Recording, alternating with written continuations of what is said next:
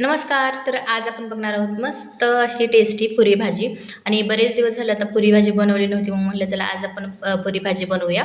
आणि मग खूप भारी झाली होती, बघूनच मला ते कळत असेल इतकी छान दिसते.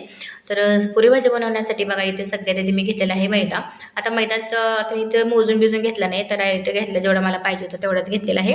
त्याच्यामध्ये 2 चमचे रवा घालायचा आणि ओवा घालायचा, थोडासा मीठ घालायचं आणि हे पीठ मळून घ्यायचं आहे आपल्याला. थोडं थोडं पाणी टाकून चांगलं पीठ मळून घेऊया. आता इथे तुम्ही गव्हाच्या पुऱ्यासुद्धा बनवू शकता ह्याच्या जागेला. इथे मी मैदा घेतलेला आहे. मैदा होता घरामध्ये, तर म्हणलं बनवूया मैद्याच्याच पुऱ्या. तर आता इथे बघा पीठ मळून झालेलं आहे. तर त्याला तेल लावून घ्यायचं आणि शक्यतो असं जास्त पातळी नाही, जास्त घट्टही नाही. जसं आपण चपातीचं पीठ असं तसंच मळलेलं आहे इथे मी पीठ. आणि तेल लावून ठेवूया थोडा वेळ. आता एक वाटण बनवूया. तर त्यासाठी मिक्सरच्या भांड्यामध्ये जिरं, आलं, लसूण हे घ्यायचं आहे आणि थोडीशी हिरवी मिरची 2-3-4 घातले असतील मी अशा, आणि थोडेसे धने घेतले आहेत बघा. आता हे चांगलं वाटून घेऊया. आता कांदा ते चिरून घ्यायचा आहे. आता एक कांदे घेतलेत बघा. तर छोटे छोटे आहेत म्हणून जास्त कांदे घेतलेत मी.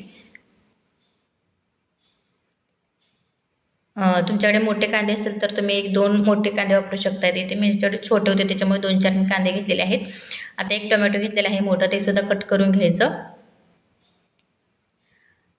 तर टोमॅटोसुद्धा आपलं कट करून घेते बघा मी. आता कांदा टोमॅटो चिरून झालेला आहे. तर आता इथे कढईमध्ये घेतले तेल, त्याच्यामध्ये घातले जिरं, थोडीशी मोहरी घालायची, थोडंसं हिंग घातलं आहे. आणि जे आपण वाटण बनवून ठेवलं होतं ना, आलं लसूण ह्याचं मिरचीचं, ते घालायचं. चांगलं ते मिक्स करून घ्यायचं, चांगलं परतून घ्यायचं आहे वाटण. त्याच्यानंतर मग घालायचं आहे कांदा आपल्याला बारीक चिरून घेतलेला, आणि कांदा एकदम बारीक बारीक चिरायचा. आता कांदा चांगला परतून झाल्यानंतर मग आपल्याला टोमॅटो घालायचा आहे. टोमॅटोसुद्धा चांगलं परतून घेऊया. आता टोमॅटो आता चांगलं परतल्यानंतर त्याच्यामध्ये मसाले घालायचे. तर थोडंसं चवीनुसार मीठ घातलं आहे बघा मी, आणि थोडीशी हळद घालायची. आपली जी घरगुती चटणी असते मसाला, तो घालायचा. घरगुती मसाला घालून घ्यायचा. आणि थोडासा गरम मसाला घातला आहे मी. हे सगळं चांगलं आपल्याला मिक्स करून घ्यायचं आहे. आता ह्याच्यामध्ये उकडलेले बटाटे घालायचे. उकडून साल काढून घेतले बटाट्याचे. आता ते अशा प्रकारे हाताने असे मॅश करून जरा घालायचे.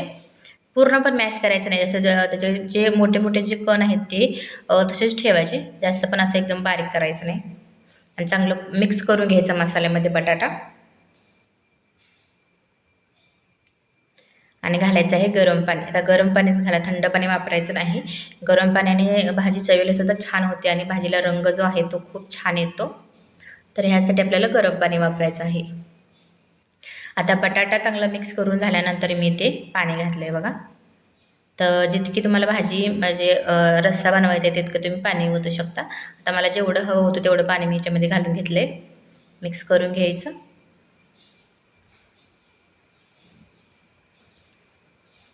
आता बघू शकता आपलं मिक्स झालेलं आहे. आता अजून थोडंसं ह्याच्यामध्ये मी पाणी घातलं आहे बघा, जास्त पण घट्ट नसते भाजी म्हणून. तर आता मिक्स करून घ्यायचं आणि ह्याला चांगलं एक 4-5 मिनटं अजून चांगले उकळी काढून घ्यायची आहे. तर बघू शकता झाकण ठेवून इथे मी भाजी जी आहे ती शिजवलेली आहे. आणि भाजीला रंग किती छान आला बघा, कलर. आणि भाजी खूप टेस्टी झाली होती. आणि आता हे गॅस बंद करायचा आहे. आपली बटाट्याची भाजी आपली तयार आहे. आता पुरी बनवूया. तर बघा इथं पीठसुद्धा चांगलं आपलं भिजलेलं आहे. आता मी 4-5 गोळे असे करून घेतलेत. आता पुरी लाटून घ्यायची. आणि मैद्याचं पीठ कसं असं जितकं लाटेल ते असं ते जास्त आकसल्यासारखं असं होतं, पटपट होत नाही लाटायला. बघू शकता मी जितकं लाटते ते जास्तच पुढे पळते. आणि अशा प्रकारे मी आता पुरी आता लाटताना मध्यम जाडीची करायची, जास्त पातळही नसते पुरी. तर इथे मी इथं मोठ्या मोठ्या करून घेतलेत बघा. जसं आपण भटुरे करतो ना, सेम तशा मी मोठ्या मोठ्या पुऱ्या करून घ्यातलेल्या आहेत. आता 1-2-4 असे लाटून घ्यायच्या, म्हणजे तळायला आपल्याला बरं पडतं. आणि एक एक पुरी करून लाटत बसलं तर ते तळत बसलं ना, तर ते खूप वेळ जातो. त्याच्यामुळे एक 4-5 अशा तळून घ्यायच्या, ताटामध्ये ठेवायच्या आणि मग पटपट तळून घ्यायचं. आता इथे बघा मी ज्या पुऱ्या ज्या आहेत ते मी लाटून घेते. आता तेलसुद्धा चांगलं तापलेलं आहे. आता तुम्ही खोलगट कढई घ्या. आता खोलगट कढईमध्ये मी भाजी बनवली होती, त्याच्यामध्ये मला ही कढई वापरायला लागते.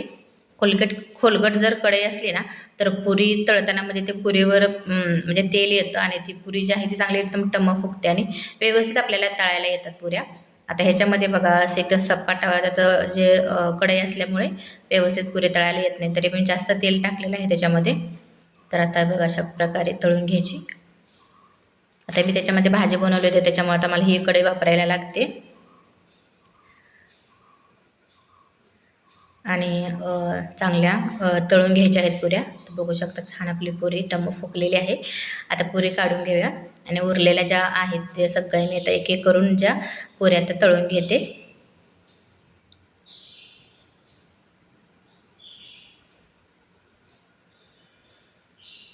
तर ही सुद्धा छान फुगलेली आहे बघा.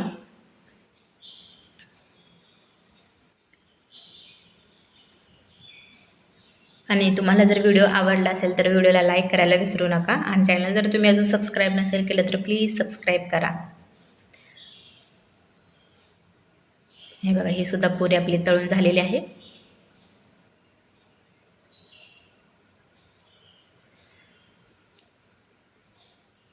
आता काढून घेऊयात.